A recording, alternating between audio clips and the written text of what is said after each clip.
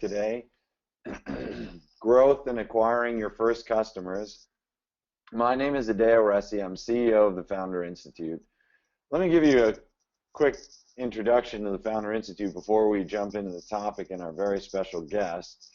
So we're an idea stage incubator helping people who have the genesis of a business boiling in their mind get out of the building and start building a real company. We operate in over 120 cities worldwide, and we help launch about 2,000 new companies a year.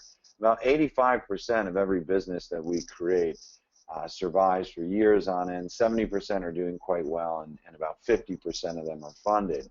If you're interested in applying to the program, please go to fi.co/join. And if you're a community leader, you may want to lead a chapter in your city, and you can go to fi.co/lead to learn about that. So let's jump right into the topic today because it's a super important one. So how to get your first customers. And I can't tell you how many people I interact with on a daily basis that actually believe if you build it, they will come. And sometimes that does happen. Sometimes as if like, you know, getting struck by lightning, or sometimes like winning the lottery.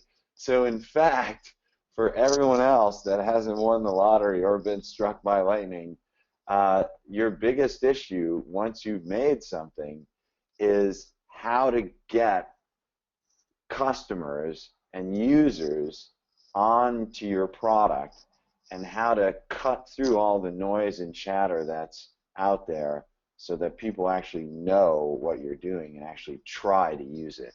So I can't imagine a better person to have to discuss this topic with than our guest, Gagan Biyani. Gagan is the co-founder and CEO of Sprig. I can tell you as a user of Sprig, hey Gagan, it's literally one of my favorite services out there. I probably, you might know this with your God mode, but I probably order, I don't know, 5 Sprig meals a week at least, Wow. Yeah, but not discrete days of the week, but you know, I'll order a few nights. Me and my wife will order another couple nights. It's truly amazing. In fact, I was meeting with a bunch of food entrepreneurs last night, and I was like, yeah, food as we know it's about to change, because I can click a button and 15 minutes later there's like an amazing meal delivered to my house for, you know, $10 to $15. But before that, he was doing some growth work at Lyft, helping them get user acquisition, and before that he was the co-founder of Udemy. So Gagan, you know a lot about growth, and before we get into the topic, did I miss anything that you want to add?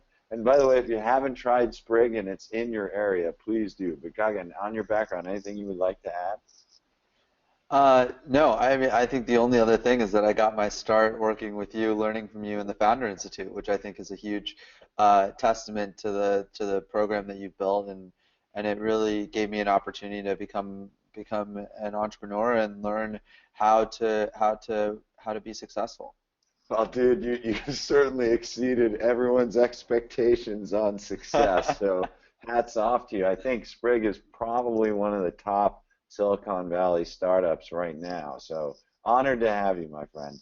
So let's talk about the subjects today: how to perform customer research and development, how to acquire your first customers, and how to scale customer acquisition for your business. Now, one Robert's Rule of Order thing: you can ask questions. So there's a little dash bar on the side.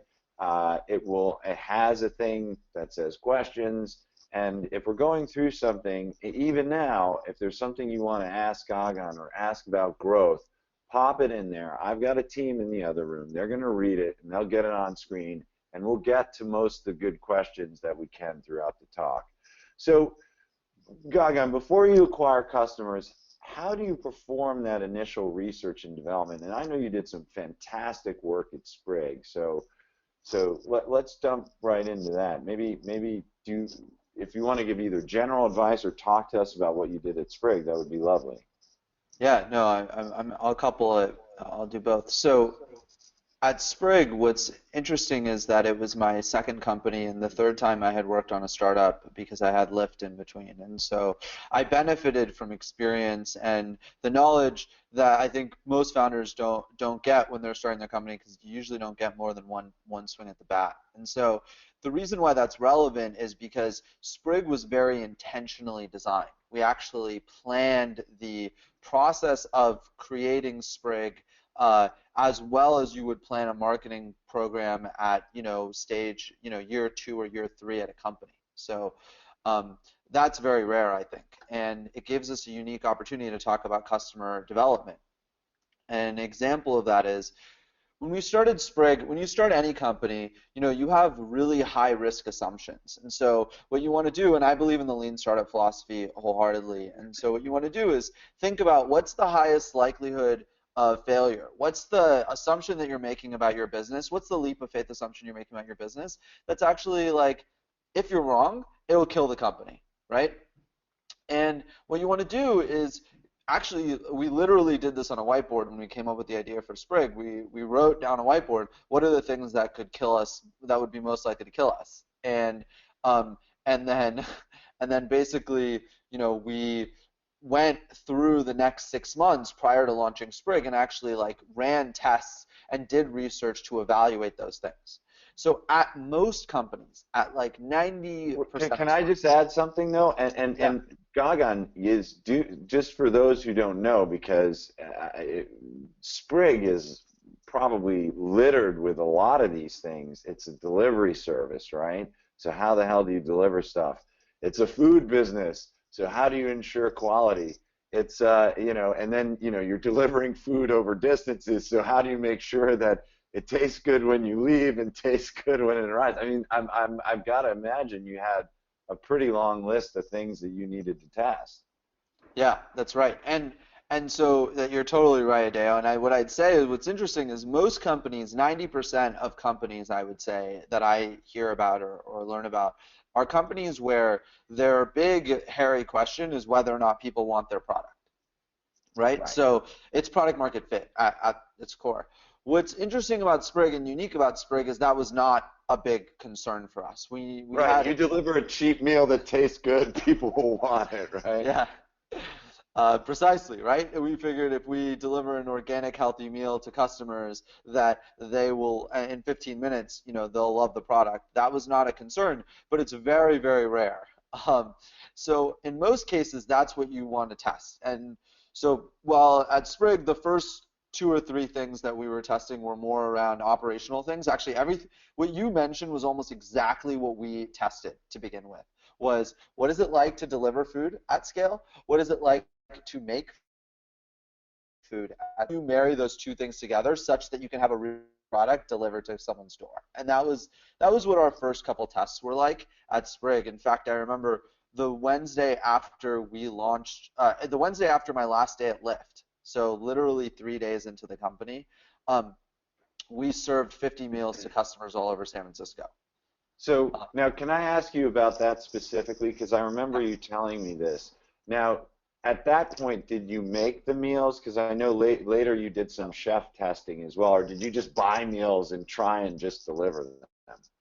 Yeah, we essentially bought meals. Actually, the original idea for Sprig was not what it is today. So the original idea was a marketplace for cooks, home chefs, or even professional chefs to be able to put their food on a marketplace, and then we would sell it via our platform and take just a cut of the transaction. And very different from building your own kitchens, owning your own delivery, and doing sort of hot meals, which originally the meals were supposed to be delivered cold. So there were some pretty big changes to the model that we made as we learned more, both about chefs and about customers, and that was kind of the two-part lesson. And so what I would say at Sprig, the biggest concern was not customers in the beginning, it was chefs, right? It was cooks. What's cooking like? How do you deliver food? What are the safety concerns there? How do you, make food at scale that's affordable?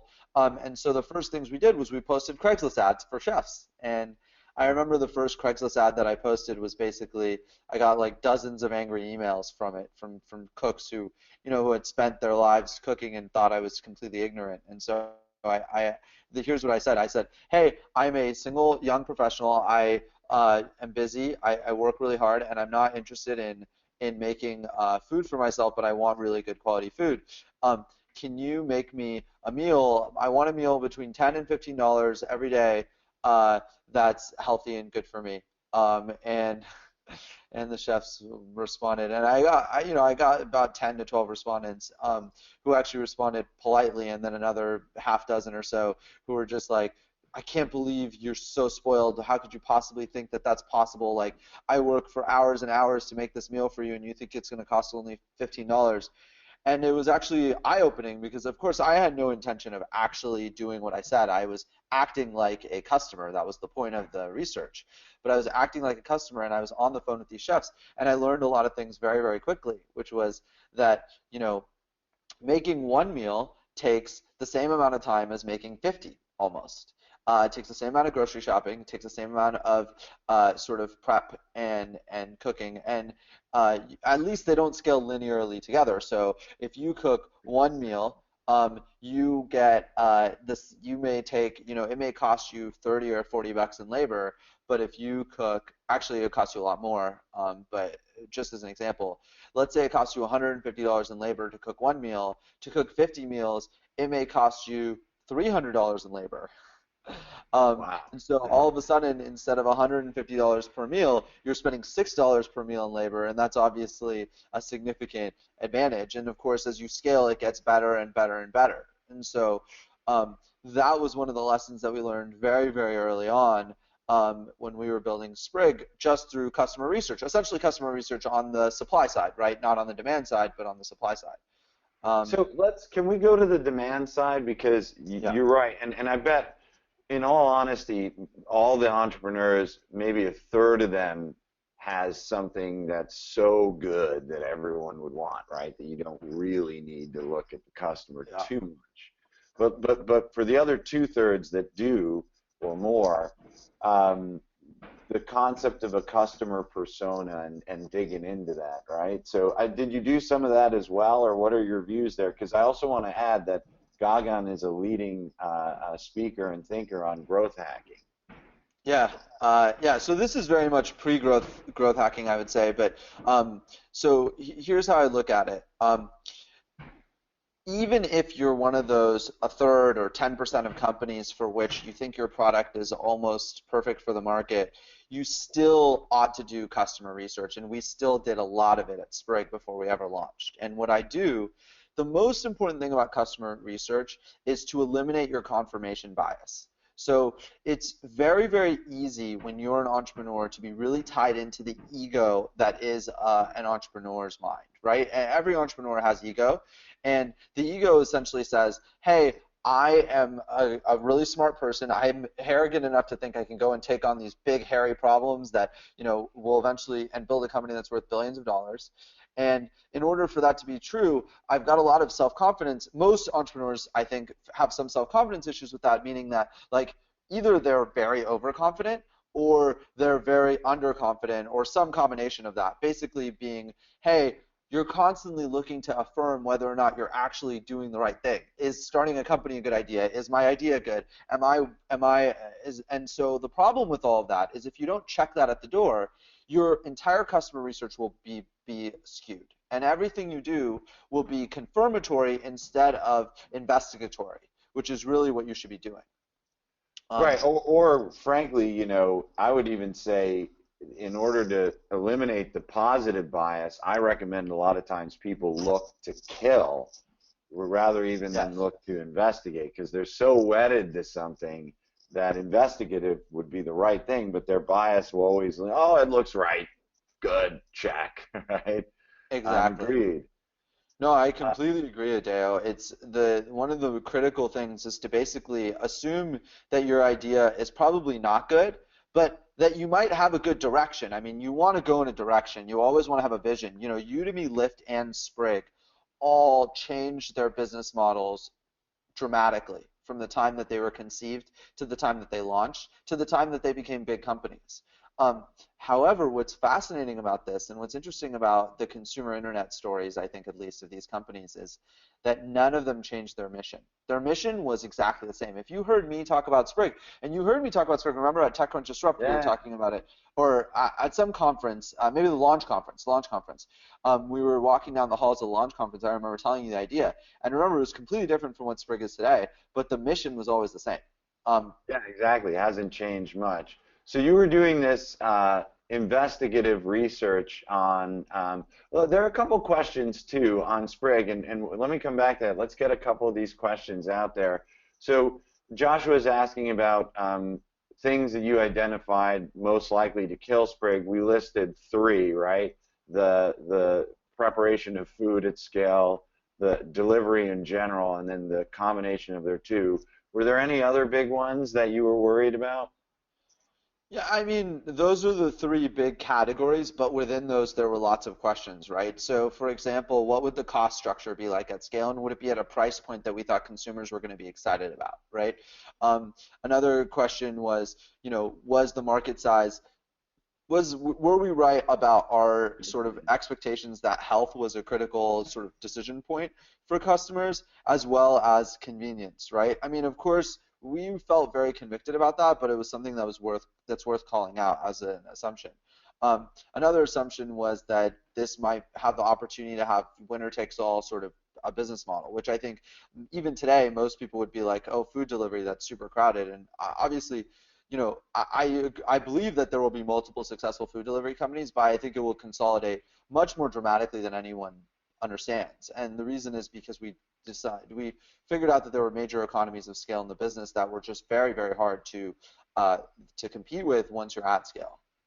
So Henry's asking if you're doing this research like you're doing, what is the best way to prioritize feedback for a product, either feedback from the team or feedback from the market, Yeah. right? So you're getting inputs, right? How do you know what's right and what's wrong? Totally. Yeah. So, I mean, honestly, that's where, like, that's not something you can teach. And that's what makes a successful entrepreneur is the ability to evaluate information with lots of competing challenges and very little information, too. Usually, when you make a decision as an entrepreneur, you have 25 to 40% confidence that your decision is right, and maybe even less than that.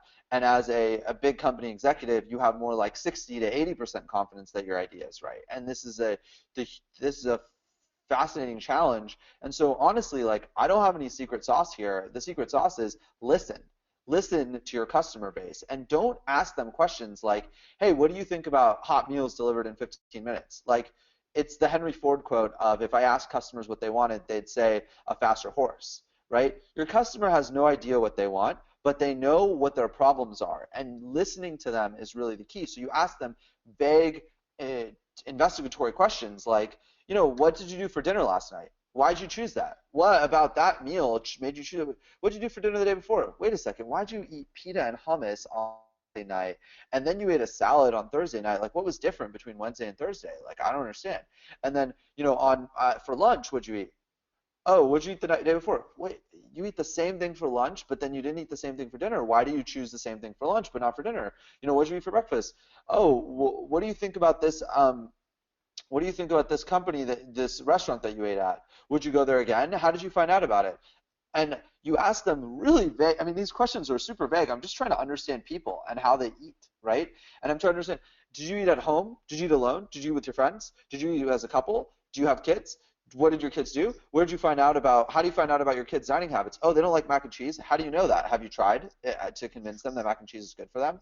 You know, and so you're just firing across questions, but notice none of those questions have anything to do with Sprig, really, right? They're just asking about dining habits. Well, they loosely do because you're providing a food to the customers. So by asking them how they eat, what they like, you're getting a sense of loosely.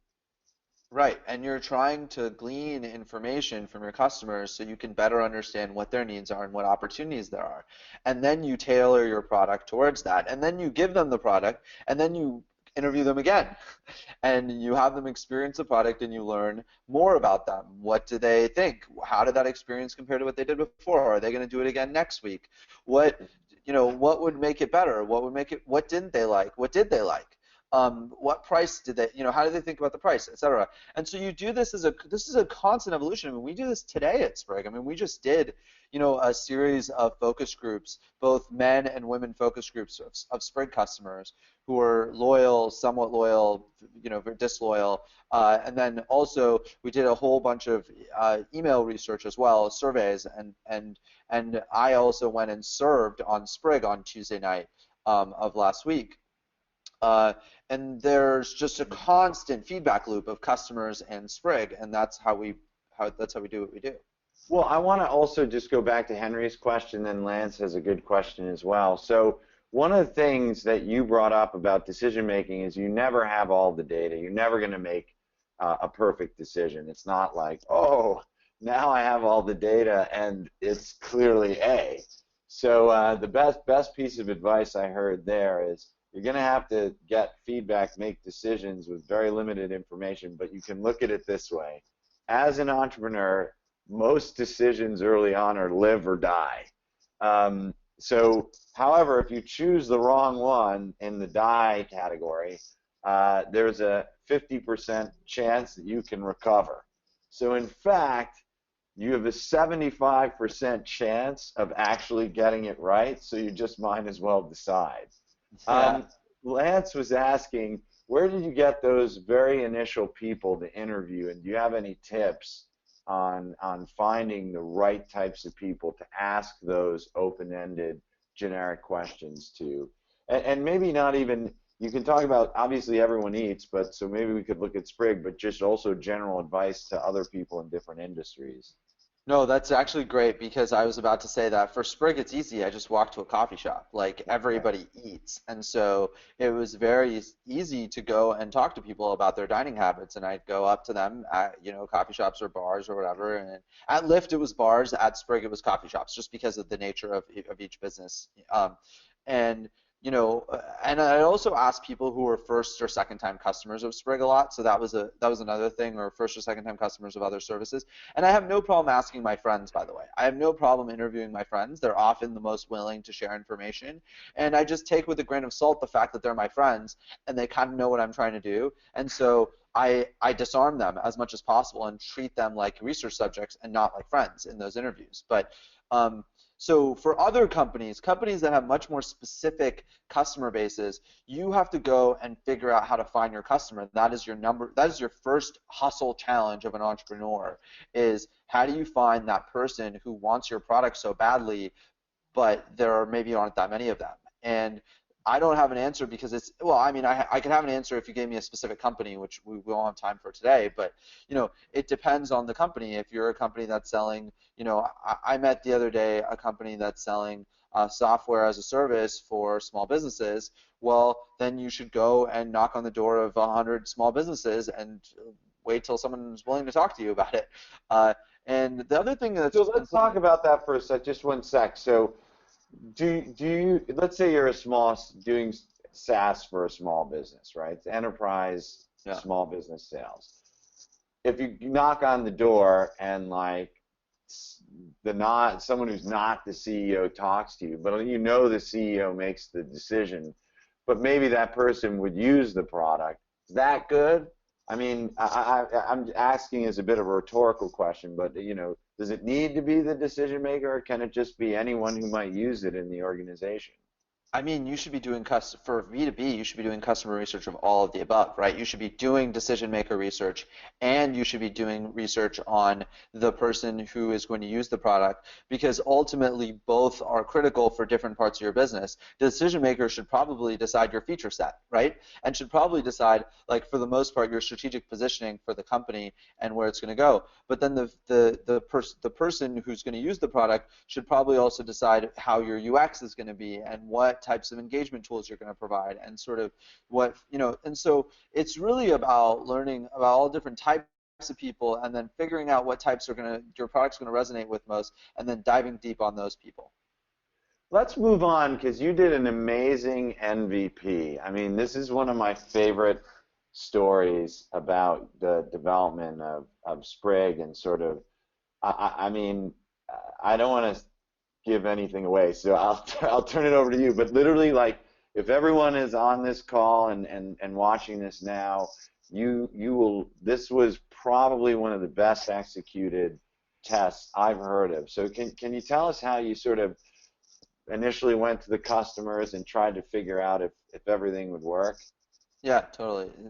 It really is something that I think a lot of people can learn from because, Sprig is an interesting business because of how complex it is, right? You're delivering food, which means that you have to make food at scale, and then you have to deliver it. You have to have a dispatch algorithm. So those two things in and of itself are not things that are usually MVP type of businesses, right? Like most chefs would tell you that the step one to start a restaurant is to write a business plan and then start developing and designing a space and designing the menu, right? And then most engineers would tell you that if you want to do real-time dispatch at scale, thousands and thousands of meals per hour or something, that you would need to build like a significant amount of technology, like tens of thousands of lines of code probably to make it work, or certainly thousands of lines of code, right? And what's fascinating is that when we started Sprig, we were neither chefs nor were we engineers. It was two business guys, me and my best friend from when we were 6 years old. So both essentially like generic business people. I mean, we don't have any particular skill set in, we have lots of we're jack of all trades, masters of none, basically, right? So The um, entrepreneur's credo. and so what we did was we said, okay, what's our highest risk assumption? Our highest risk assumption is that we cannot deliver meals in 15 minutes that are like at a reasonable price point. So we went and tried to do that. We basically said, okay, that's the highest risk assumption that existentially this is impossible to do. Let's go see if we can do it. And we went and hired a chef who was a personal chef for George Lucas. And we said, hey, chef, Chef Sam, can you make 40 meals for us for a night of service? And so he went and made 40 meals and brought them to us. Okay. And we paid him for that. And it was very cheap. I mean, it was maybe a few $100s, right? And we actually charged our customers, so we made all the money back anyways. Um, and then we had to hire drivers, and so we hired 3 drivers off of TaskRabbit, and 3 drivers were our friends. My co-founder was one of them, and then his fiance now, but girlfriend at the time, and then my roommate and our third best friend, basically. So all of our friends were on the road, and we had a couple TaskRabbits, and then we had to figure out how to do ordering. So ordering was through Eventbrite. Well, you can order tickets through Eventbrite, which is not that different from ordering meals if you think about it.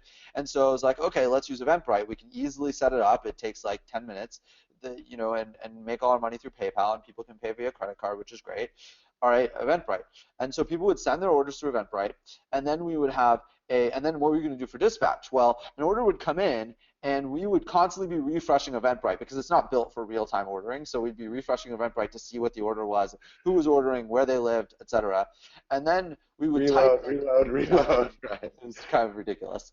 And then we type their address into Google Maps. And so we would use Google Maps as our dispatch. And the thing is that I happen to know the city quite well. Actually, if you look behind me, there's a map of San Francisco.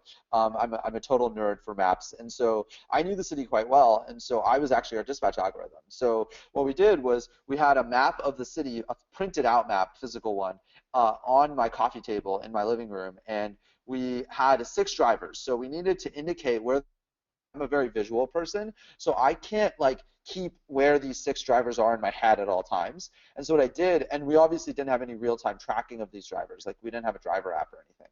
And so what we did was we basically went to I looked in my closet and I saw this game. I saw Settlers of Catan, and I was like, oh my God, there's 6 different colors of pieces in Settlers of Catan. Let me get one color from each. So each driver was assigned a color, blue, green, whatever. And then we had an inventory management system that indicated how much inventory each driver had at any given moment.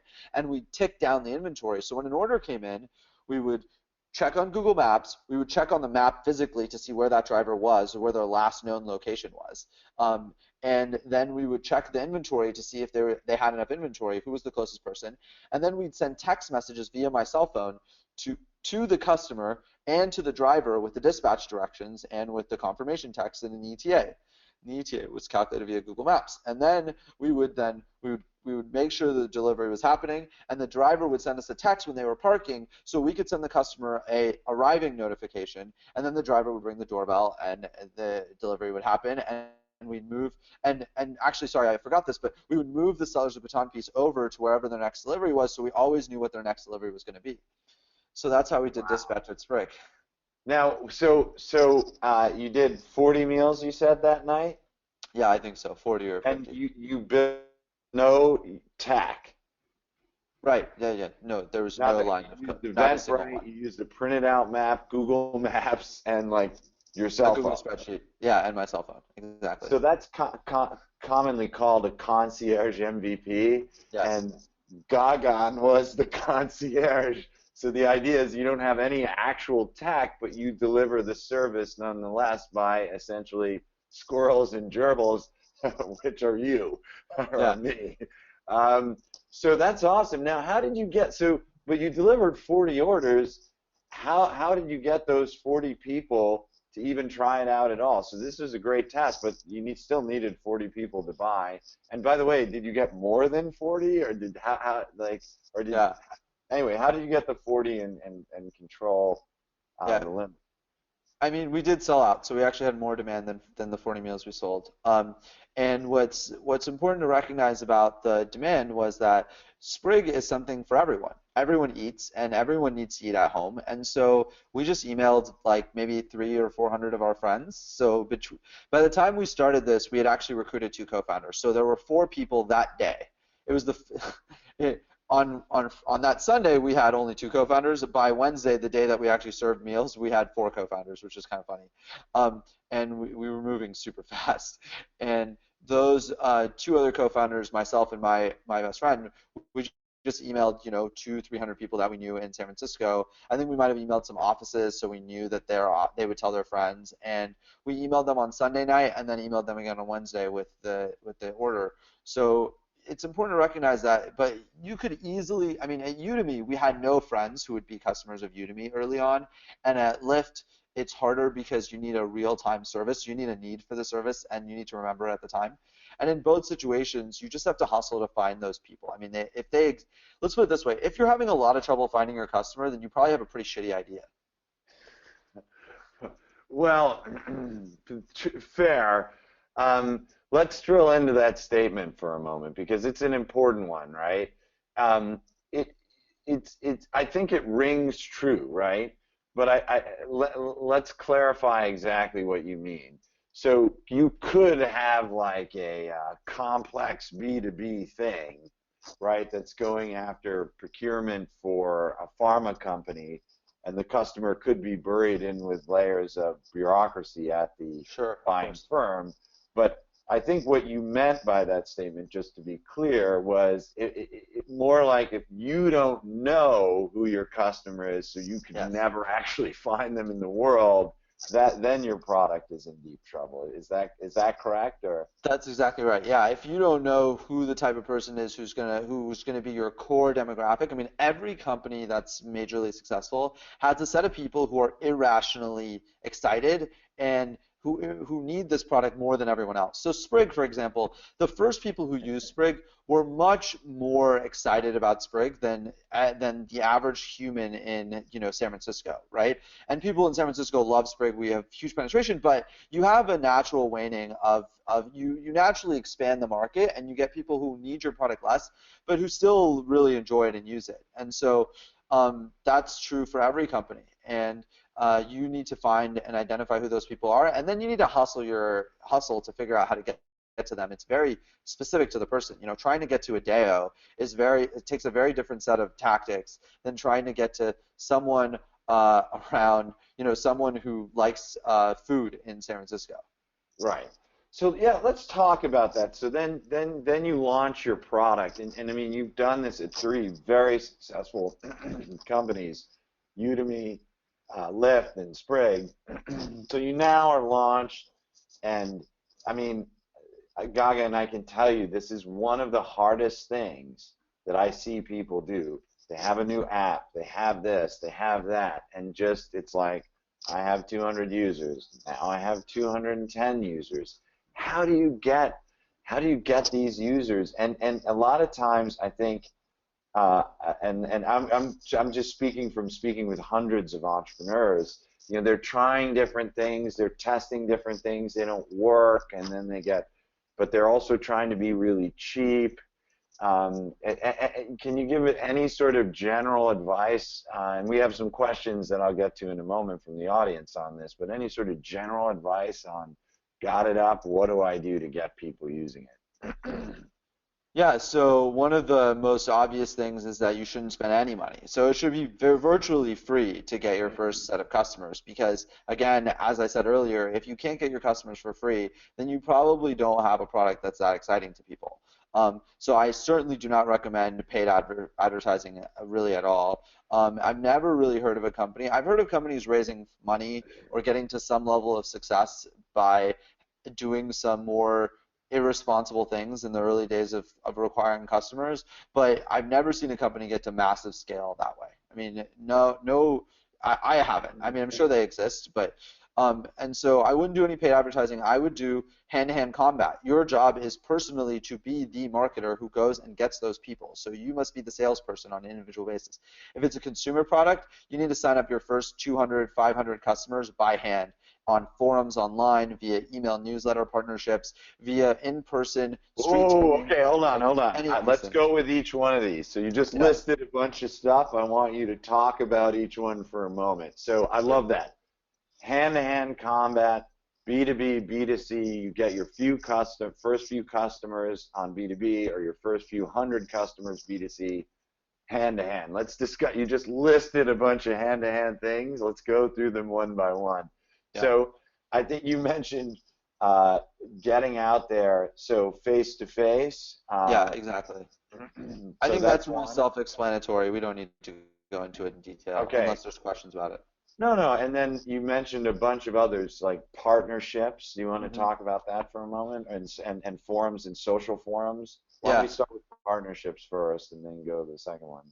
So at Udemy, Udemy is the best example of this because we built the entire first $1 million of revenue off of email partnerships. And so if you remember, when we were starting Udemy, we had a hell of a time people to make courses on Udemy because nobody wants to be a teacher on a site that has no customers.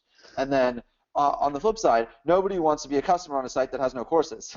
So you have this huge chicken and egg problem. And what we did was, if you remember, you really helped us do this. We actually did an in-person event. We did a live in-person class, and then we filmed it. We stuck a camera in the back of the room. And what's so funny, and I'm looking at this webinar, and there's 635 people on this webinar, right? But I bet it's a lot harder to get someone to show up to this webinar than it is to get someone to show up to your founder showcase conference, which Yeah. is honestly like the biggest example of how asinine even the smartest people in the world are, because obviously there's more impact on this webinar than you're having it speaking to a group of 150 entrepreneurs, but because you see them, you think that you have more impact on those 150 people, which is just totally false. But and that's the whole.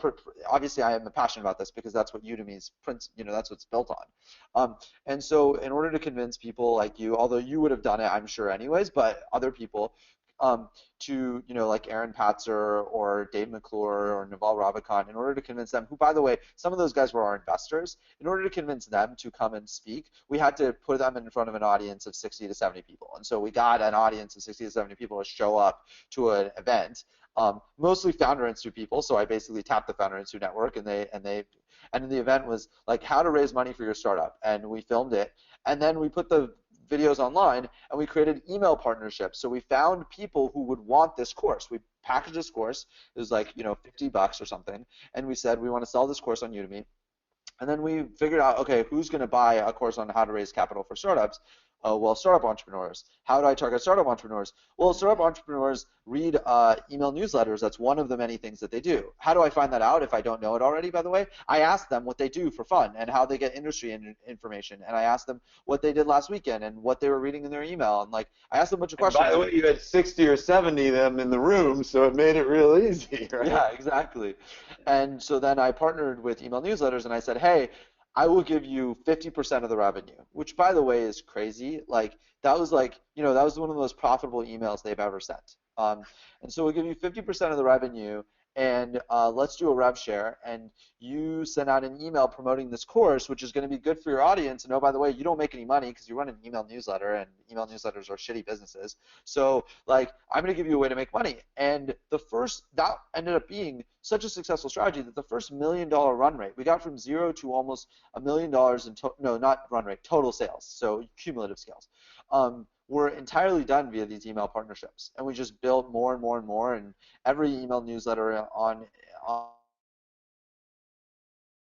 Udemy ad in the first 6 months of our business. And that's kind of a great idea because you did both customer development right by having the physical people in the room and content acquisition, right? Yeah, So you're exactly. like, I have the content. Guys, where else do you look for this content? And then boom, you went out and did the partnerships. Let's talk about social for a moment. What is your view on social? Whether social networks, you had mentioned forums. Yeah. Have they been productive, useful, good, bad? Yeah, so I don't use a whole lot of social media to acquire customers. I think it's very, very, social media is a brand marketing exercise and not a acquisition exercise for the most part. Okay. Certainly Facebook ads are an acquisition exercise, but I mean social in They're terms of expensive though. right? They are, exactly. And so, no, I would recommend more like forums. When I said that, I was like, if you're trying to build something for bicyclists, right? One of the places that bicyclists hang out on the internet is in forums, right? And you'll find the most like absurdly passionate bicyclists, because who spends their Saturday afternoon writing forum posts about bicycles, right? Like, you must really love bicycles. And so the point is, you can go there or you can go to a bicycle shop, right? And you kind of do both, right? Because you're working 24/7, and so during the daytime you'll go to a bicycle shop, but the bicycle shop's going to be closed at 5 o'clock, and you still have to find customers, and you don't want to wait like another 12 hours. I mean, I'm super impatient, so for me that's just like a non-starter. I mean, I just keep working. So it's like, okay, then I go on bicycle forums and I start emailing bicycle owners and saying, hey, I'm starting this company, it's doing this. Do you have this problem? Can I talk to you? And I might give them a $15 Amazon gift certificate or something to get them to do it. I'll do whatever it takes, but at the end of the day, forums can be a very good way to get your first couple customers. Another way to get your first couple customers is to send cold emails. So if you're selling to small businesses, one of the at Udemy that was very successful is we essentially sold to small businesses when we were trying to convince instructors to teach courses. So on the student side, we're doing hardcore consumer internet marketing. On the instructor side, it's more like small business marketing, which, by the way, is notoriously one of the most challenging things to do, because you have low AOV, low value of your user, not enough to justify a sales team, but then you have high friction because those users act just like enterprise companies in some ways.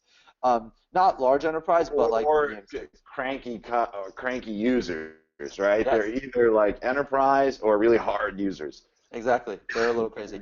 I once was on a webinar, actually a Skype call, where the guy I was pitching to become an instructor on Udemy actually brought out a gun, like literally a physical gun. And because I brought up one of his competitors or something, and he had a handgun in his hand, and he went like this, and he's like, and he just faked it. Obviously, he was joking. And then he like puts the gun to the webinar. Those are the types of people we interacted with at Udemy when we were trying to get customers. So we did whatever we needed to do. This guy happens to be one of the most famous pickup artist instructors on the internet, and obviously we decided not to go into that field because of how crazy Shortly after the gun came out, we decided that vertical was wrong for us. Now, you mentioned something as you were going through there besides the gun, incentives, gift cards, or whatever else. Yeah. So, maybe you could mention the use of incentives to help people. Are you for it, against it? What are your views on that? And then a couple questions that are good from the audience after that. Yeah, I'll say two things if you don't mind, because I think the second thing I'm going to say is going to be useful. The first thing is, no, I'm not a fan of incentives. They're desperation moves, but they can still work. And if you have no way, if you need someone to spend an hour with you asking them questions, you probably have to incentivize them, or they have to be your friends. Like, people don't just spend an hour talking to you on the phone that often. You can do it with chefs. We could do it very easily because we were interviewing them, right? So we basically like use it as research. That's great. I'm going to hire you, so why don't we have an interview? All right. Sorry, and to be clear, it was completely genuine, right? We actually did end up hiring a chef, but we definitely, and we were open about it. So I don't believe in lying to people, but of course we were both interviewing them and learning from them. No, So no, and I didn't mean to imply otherwise. yeah, of Apologies. So I course. think it's a great way, again, if you're going into a market and you need to hire someone, it certainly doesn't hurt to interview more people and use it as customer development. But back to Totally. incentives, you had a second point, sorry? The second thing I was going to say, which was about instructors actually, was that what we did also was we hired interns for free at the time. They were unpaid interns at the time. And we had interns cold emailing instructors. So they would go on the internet and they would find everyone who teaches art online and just go down the list and send an email, email, email, email. And so they'd be sending like 100 to 200 emails a day to potential instructors of geography, of technology education, of small business accounting, etc. We'd pick categories that we thought were successful, and we'd have them email people. And you can do this with outsourced work in the Philippines as well, which is something that there are companies out there that have done very successfully. Or you can do this yourself manually, which is what I did too. So you can just cold email your potential customers at mass, but you need to do it at massive clip rates because your response rate on cold emails is super low. So you can't Like send 1 or 10. 2% if you're lucky, right?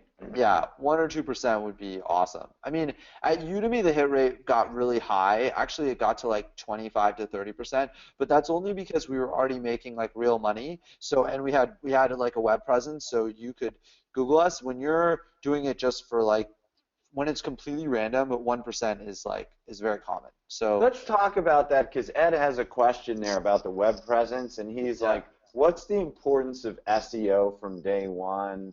And, zero. oh, really? Okay. And because he also asked, should I spend on it or not or think about it? So you're saying SEO isn't important? So it's very rare that I can think of one company right now that's built on SEO that's going to be a really big company, which is Thumbtack.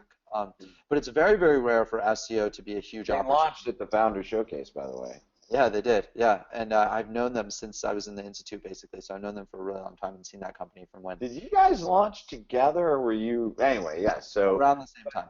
yeah, around the We same were time. raising our rounds around the same time. They raised about 6 months prior to us. Um, and so anyway, so there are some businesses that are built on Scrib did it SEO, as well, by the way. There are some but that do it's build not a on yeah, but SEO. script is not going to. I mean, I love the opportunity for document sharing, but it didn't end up becoming the company that we all would like it to be. It might still, but that's important to recognize is that, Thumbtack is, I think, one of the companies that not only is built on SEO, but also potentially could be it is going to be a billion-dollar company, or it already is, I think, and it will be a multi-billion-dollar company, I think. Pinterest is kind of SEO too, you could Mm, say. I find a not how lot it of their started. images in my image search are, on Pinterest. So Yeah, that's true, but that's not how it started, right? I'm talking about the foundation of the first like few thousand users. I think SEO is huge, and at Udemy it's huge. When you get to your middle stage of your company, when you have development resources and you have lots of content, you should definitely be utilizing SEO. But we're talking about the early stages. fair enough. And well, let's jump that. It's a great segue then. You know, I know you. So let's talk about scaling customer acquisition in the last little bit. And guys, if you have additional questions, pop them in the chat. We'll try and get to them. But so now scaling and customer acquisition. Once you've got your first 100 or few hundred customers as a B2C company, or a few dozen customers as a B2B, where do you go from there? What are some tactics? Now, I know that you were very concerned early on with your unit economics, right? So I don't know if you want to dive into that, but maybe we start with, like, what are some quick advice once you have that first set of customers? What do you do next? Yeah, great question. So, um, at this stage, what you need to do is start to figure out what is it that's really resonating for customers with your product, and how do you get them at larger scale. And that is usually still, like, until you've raised a round or two of financing, probably even the Series A, I would say, you really should not be spending a lot of paid acquisition dollars on this even then. You might do some, SEO might be big, but it's very company specific. Most companies cannot do SEO effectively. It's just a small part of their business. Some companies like Thumbtack that have tons of content, just tons of content, can do SEO well. And Udemy too. Udemy has just a ton of content, Scribd as well, of course. Um, and so for the most part, what you want to do is identify what is it that your customers are like, who are those personas, what types of people use your service regularly, and how do I find more of those people? So you then interview them, what do you do for a living? How do you find information on this subject? So if you're a website that helps people build projects online, right? Like a Instructables or something. You try to find people who like to build things, and you ask them, how do you find out about this right now? And in that case, you would find out that most of them Google search, which is where SEO comes in, right? So Well, it could be paid acquisition too. sure, yeah, of course, and you can pay on Google as well. SEO is a long-term bet, paid is a short-term bet. I mean, you can never become a really, really, really big company relying entirely on paid, but you can grow faster relying on SEO because it pays back. It has it basically, as soon as you build an SEO, a new SEO tool or optimize your SEO, you're just making that forever. You're banking that gain of new customers acquired. So whereas paid, you have to keep spending money, which kind of sucks. Right. Um, But back to, so now you got these few hundred and you're speaking to one, he uses Google. What do you, or maybe they do something else. So you're yeah, saying just continue to speak to existing and potentially new customers and find and ask them what they do. So what do you do when you get into work and turn on your computer? What's the first thing that you look at? And just drive yeah. into where they're going? Exactly, yeah, and it would just be context specific, right? So if I'm interviewing them about Lyft, I usually ask people about their taxi habits and when do they need taxis and how often do they go around and do they bike, do they drive? What would make their difference between driving to work and biking? And then I ask them, how do you figure out how you're going to get from point A to point B, right? And when is your need? And for example, with Lyft and Sprig, word of mouth ended up being the biggest thing. Like the way that you figure out that you should use a taxi or a bike or a car is you have friends who do it. I mean, obviously you learn those things as a kid, but certainly for food, how do you find out about your favorite restaurant? It's usually from a friend.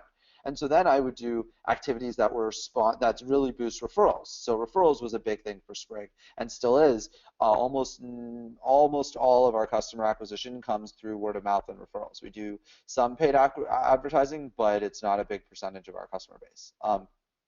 And uh, and so Well, yeah, can we drill into referrals for a minute?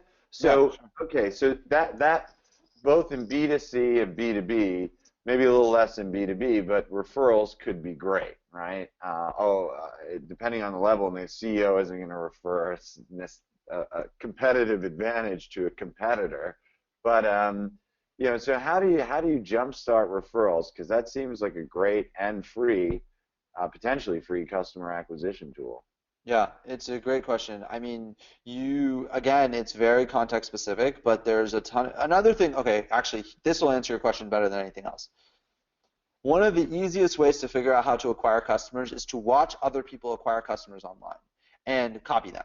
So one of the things we do at Udemy, we did this brilliantly. My co-founders, we had no designer, and my co-founders are not talented designers. I mean, they're brilliant engineers, but they're not designers.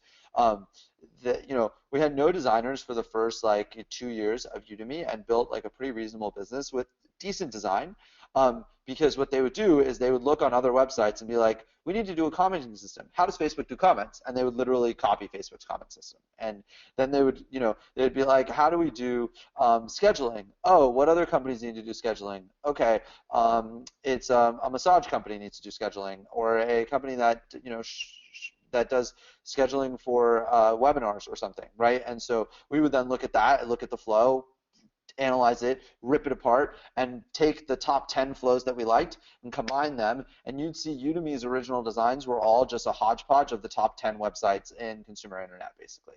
Um, and, and so of course, we had our own spin on it, but that's really common with growth as well. So I personally, for example, I don't subscribe to ad block. To me, ad block is like it's like evil, basically, if you're a marketer, because first of all, you should be in favor of advertising because you will eventually use advertising. But then second, more on a less philosophical level, I watch everyone's ads. So if I see ads that I think are interesting, I'll click on them. And then I'll look at the landing page and I'll analyze the landing page, and then I'll go through the landing page. I'll sign up for services. I'll figure out what the referral system's like. How are they engaging me? I sign up for my competitors and I see how they do it, and I see which ones are the most successful, and I figure out the ones that are most That's successful actually and like copy them. great advice. I've never heard that before, and now that you say it, I'm like, that's so obvious. Like, how Yeah, come I've never thought of this? So yeah, like sign up for your competitors' services. Like, yeah, great point. And do you yeah, have like a dedicated email account for your like, and competitor service sign up? I mean, I probably should, but they haven't kicked me off yet, so we're in good shape. Um, yeah, and it's not just competitors. Competitors is actually the third tier of where I would go for knowledge on your company, because most likely if there are competitors that are really good, then you're probably too late to the market, and so your competitors are probably not very good, which means that you shouldn't copy them. You should learn from them. So you should definitely watch them, because you should see what does work and copy it, or what you like and copy it. But it's your third criteria. Your first is going to be the best websites, period, even though they have nothing to do with your service. So you heard me talk about Udemy and use Facebook, because Facebook was the best designed company, one of the best designs out there from a UX perspective, not necessarily from a UI perspective, but from a UX perspective. So we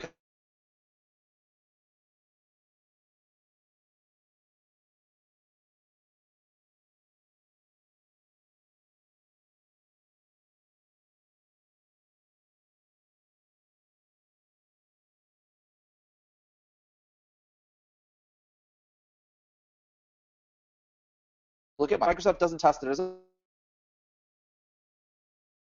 and so I know that make sure I and whatever. So those are Whole Foods and Chipotle, and in Lyft it's taxis. So right? Well, they peacock. They plaster yellow. They make their cars yellow, and they plaster advertising all over their own cars. Cars drive around the city, and all of a sudden you have advertising. So, oh my God, what if we could do that for passenger vehicles like Lyft cars? Therefore, the pink mustache, right? And I'm not saying necessarily that they came up with the pink Was that mustache really the in that origin way. of the big mustache, by the way, to sort of? No, But it's it's a not great. I actually. mean, it is great. But it's how you can come up with something like the pink mustache in a very methodical manner. John and Logan were just creative. John was a creative genius, and honestly just came up with a pink mustache as a way to disarm passengers when a driver was coming up, to indicate that it was a fun, friendly car that you could get into, and that you would have a. Um, but the reality was that he understood that that was also a marketing tactic, and people can luck into these things, but it's much better to learn and dissect how they work so that you don't luck into them. One of the things that's made me successful as an entrepreneur is that I have relentlessly copied from other entrepreneurs. So I talk about the thumbtack guys.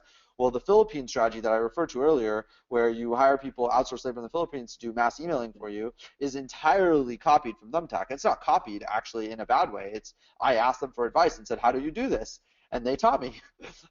And so it was willingly shared, right? And that's true of a lot of things. So I also talk to industry experts and ask them how they do what they do and learn from them.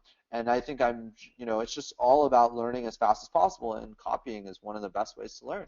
Yeah, and I think so. So not only just go and sign up for different services, the best, the things that are replacements, and then your competitors, but also just asking people is, I mean, again, two sort of obvious things that I can tell you. A lot of times the entrepreneurs that I work with, I'm like, how are you acquiring customers? And in fact, they should be doing the inverse. They'd be like, Adeo, what have you seen that works to acquire customers? Why the hell Totally. am I asking them? Right? Totally. And this is where, like, I'll drive the point home that I made earlier. Like, you have to check your ego. Like, remember that you are just one human in this world, and you're not going to have all the answers. So ask lots of questions and get your answers from everyone else, because you can learn from all these wonderful, smart people in the world. I mean, it's crazy how many smart people there are on any given subject. I mean, Yeah, I I know. mean, yourself in customer acquisition, for example. Thank So, you. so we got lots of entrepreneurs here watching live and watching after the fact. There any like big closing thoughts you could say? You're going out, you're building your business, maybe you have this concierge MVP, Any final sort of closing thoughts on customer acquisition? Yeah. I think that oh, sorry, on customer acquisition specifically, and then I'll say something about entrepreneurship in general, I guess.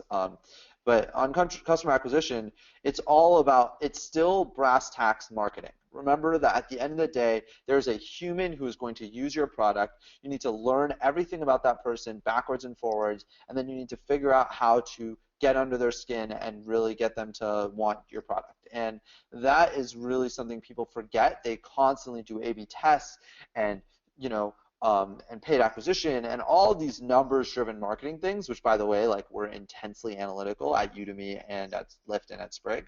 However, you need to remember that there's a human who's buying your product at the end of the day, and that human is who you're really speaking to. And the numbers merely provide you with context for that human and provide you with more indication of what that human will actually do versus what they say they'll do. But at the end of the day, it's about talking to real people and learning about them. And the general point on entrepreneurship? Um, yeah, I mean, I think the most interesting thing to me is how many entrepreneurs come up with ideas that are too small. And the more ambitious you are, I think it's amazing to me how much your ambition actually leads to success and not just the other way around. And so I would say try to build a company that's going to make a major impact on the world, or go and join a company that's going to make a major impact on the world. You'll be much more successful doing that than you will be making a company that's small that sells for $2 million. You'd be surprised. If you're the type of person who can build a company that sells for $2 to $5 million, you're the type of person who probably should have joined a company and could have made $10 to $20 million by joining the right company at the right time. Thinking big, it's great advice. Well, Gagan, I just want to say this was amazing. We covered a lot of things, a lot of learning, and I know like every entrepreneur that's written me, I've been like, attend this webinar to learn more about customer acquisition. So I'm going to give you a big round of applause